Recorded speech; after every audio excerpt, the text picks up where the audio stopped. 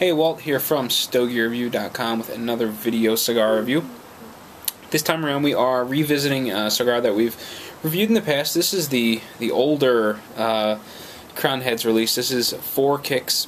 This is a Robusto. It just happened to be on sale recently through Cigar Monster. And being on a bit of a budget, I've been doing most of my shopping through Cigar Monster over the last couple of weeks, or last couple of months actually. And over the last couple of months I've put together a couple of orders, and one of which was a 5-pack of the Crowned Heads 4 Kicks. Now, the interesting thing about this cigar is you're probably wondering, well, why are you reviewing this? It's older. It's been around the block a couple of times. It's not even remotely new anymore, and that is very much the case. 4 Kicks was sort of the freshman release of Crowned Heads, followed by what Jerry claims is the sophomore jinx, the Headley Grange, and now we've got the J.D. Howard Reserve on the market. And all of them are solid cigars. They have their own merits, but I've always turned to the 4 Kicks as sort of, I don't know, it's just a magnificent release put out by E.P. Carrillo. It's just a very good cigar, and I like to smoke them whenever I get the opportunity. And really haven't had much of an opportunity over the last couple of months. So I've got a very energetic 3-year-old behind me trying to play with the camera. But we've got the opportunity to smoke the cigar and take a look at it again. It's been quite a while since I smoked one, and I'm really looking forward to it. So sit tight. Hey, we are back and chugging along or smoking along on our 4 Kicks Crowned Heads. I always get the brand name and the company name confused. 4 Kicks by Crowned Heads. And, so far it's smoking really well. It's medium bodied. It's got a really nice, bold spiciness about it. And I love spicy cigars when the weather starts turning like this. It's probably the right temperature for the time of year, but it just feels frigid, and I'm actually feeling kind of cold and ready to reach for my cup of coffee to keep my hands warm. But I like nice spicy cigars with some punch behind them when sitting outside and enjoying fall weather. And this one is doing really well in that regard. It's nice and spicy, got big, bold flavors. There's some woody, there's some woody taste. There's a little bit of almost like a raisin sort of dark sweetness to it. It's going really well with the coffee. I don't know whether it's a little bit of the coffee that I'm tasting or if it's coming out of the smoke, but regardless, there's kind of a coffee note in there. It's probably from the coffee, but whatever. And the cigar is performing pretty well. Good smoke volume, good draw. I haven't had any problems with relights or touch-ups. The ash is nice and strong. I've ashed it once since I've started it, and I'm just happy with it. There was a little bit of concern going into this, and the reason being is, we've all been there. We've seen the boutique cigars hit the market, and they're wonderful. They just go off with a bang. Everyone loves them. They're unique. They taste great. They perform well. Just in every regard, they are just stellar products. And then, given a little bit of time, one of the big manufacturers or the big catalogs come along, and they pick up that boutique line and they start selling it. And you've got to take. I would imagine production goes up tenfold, if not 100-fold, when it goes from being a boutique release in a small number of shops to something that's being pumped out, by the hundreds through Cigars International, where hundreds of boxes are being sold. Whereas Cigars International or Smoke Inn or Famous or Corona, you name it.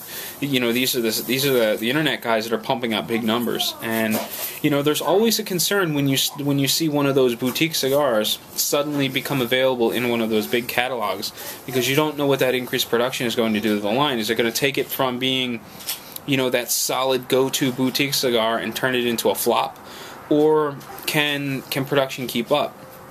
So, for instance, a few years back, I was really into PDR cigars. I had met Abe in the Philadelphia area. He was a nice guy. I started smoking his stuff, and it was really good. He wasn't in a whole lot of shops. Cigars International and Famous and those, probably had never heard of him at that point.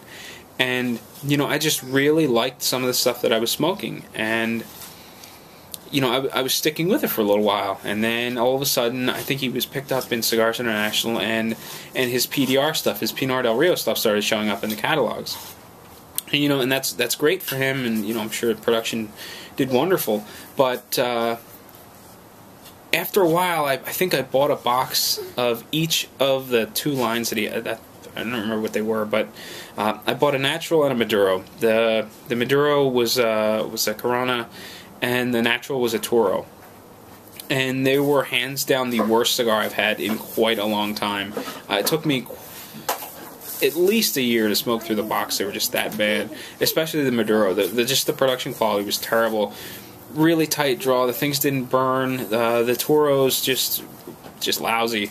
And I chalked that up to increased production and being available in the catalog. So ever since then, I've always been a little concerned when I start to see boutique stuff show up in catalogs. And in this case, I got my crowned heads here from Cigar Monster, which is tied into Famous, and it's smoking beautifully. So EPC, EP Carrillo is managing production very well, and I really shouldn't be surprised, because EP Carrillo is all over the place, and he's also in those big catalogs, and he's the guy that's making this cigar for John Huber and those guys at Crowned Heads. So, to make a long story short, I was a bit confused. I was a bit concerned about production quality being as I got this from a catalog, but it seems as though I really didn't need to worry about anything because it's smoking very well.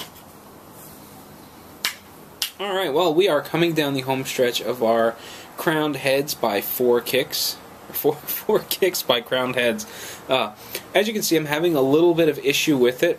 I think it's mostly from, it's kind of dry out here, and it's breezy and cold. So I think this is a result of the wrapper drying out a bit from the environment. And even though it looks kind of ugly, it's still smoking pretty well. I'm getting good thick smoke volume, plenty of smoke. It's nice and thick, coats the palate well. It's got a nice creamy texture to it. It's not abusive on the palate at all. This is one of those cigars where you could almost smoke them back to back without feeling like your palate's really weary and beat up. It's not an aggressive smoke at all. Probably medium body, medium to full in terms of the flavor intensity goes. The flavor profile really hasn't changed up much. Still getting woody flavors, a little bit of coffee, but I don't know if it's coming from the cigar or the actual black coffee that I'm drinking. And I'm getting a little bit of like a dark fruity sweetness, and it's making me think raisins. In addition to that, I'm getting a really nice, subtle, almost vanilla aroma through the sinus when you retrohale. So, all in all, it's making for a really enjoyable afternoon smoke. The body is medium bodied, flavor profile, is medium to full as far as the flavor intensity goes. I don't remember whether I said that or not. At this point, I've had to stop and start these videos so often with my daughter running around. Sometimes she jumps up on my lap, sometimes she plays with the camera while I'm doing this, and it's kind of like a hodgepodge of takes trying to get everything to line up right. But I'm really enjoying this cigar. It is something that's not quite new anymore, and it's performing well. It's something that would most definitely become a staple in my humidor if it was more readily available, and if the price point stayed at where I purchased them.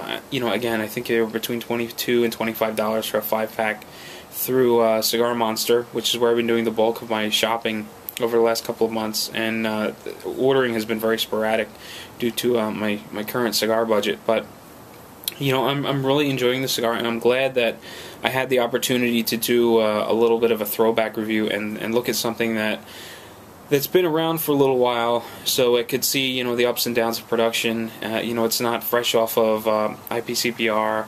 It's not in the middle of this big climax, this marketing climax or anything like that. So the excitement around this cigar is really leveled out, and we should be seeing regular production sort of stuff. It's not that mad push after IPCPR to get saturation in the market.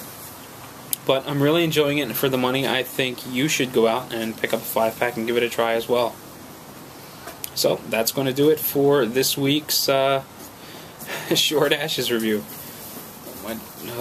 My daughter, she's crazy.